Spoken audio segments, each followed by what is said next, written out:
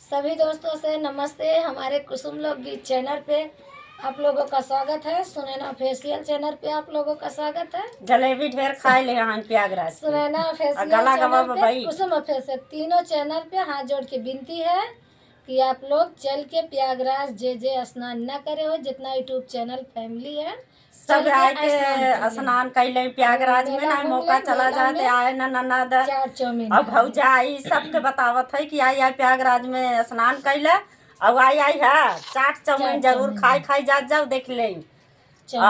इसी के माध्यम से गीत सुनावे चलत है। कमेंट में जरूर बताइए गीत कैसे लगी।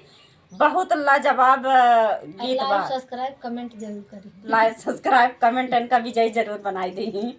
आइए गीत को सुनाती हूँ। चला चला रजाऊ, चला चला रजाऊ, हमका प्रयागराज मेलवा घूमैदा रजाऊ, हमका प्रयागराज मेलवा घूमैदा रजाऊ।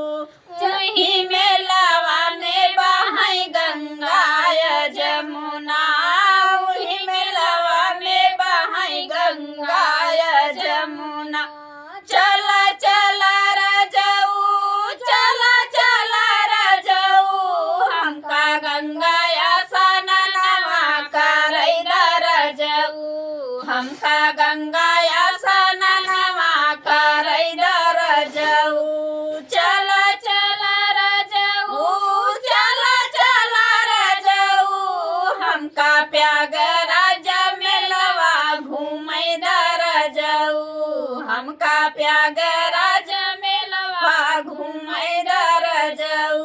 वही मेलवा में बिकै चाट चौमीनिया, वही मेलवा में बिकै चाट चौमीनिया।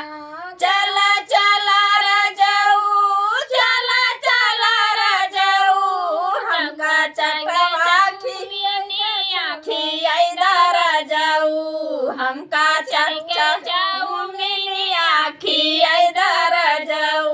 चला चला रजाऊ, चला चला रजाऊ, हमका प्रयागराज मेलवा घूमैदा रजाऊ, हमका प्रयागराज मेलवा घूमैदा रजाऊ। वही मेलवा में बिकै पेड़ा हो मिठैया, वही मेलवा में बिकै पेड़ा हो मिठैया।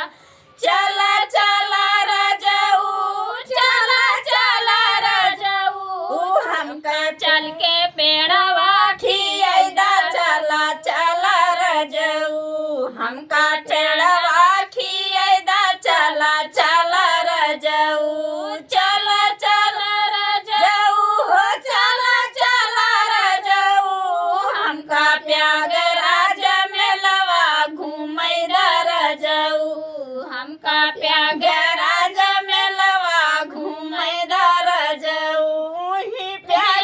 वही मेलवा में है सर्कस झूलनवा, वही मेलवा में है सर्कस झूलनवा। चला चला रजाऊ, चला चला रजाऊ, हमका जाली के झूलनवा झूलैदा रजाऊ, हमका चली के झूलनवा झूलैदा रजाऊ। चला चला रजाऊ, हो चला चला रजाऊ, हमका प्रयागराज मेलवा घूमैदा रजाऊ, हमका प्रयागराज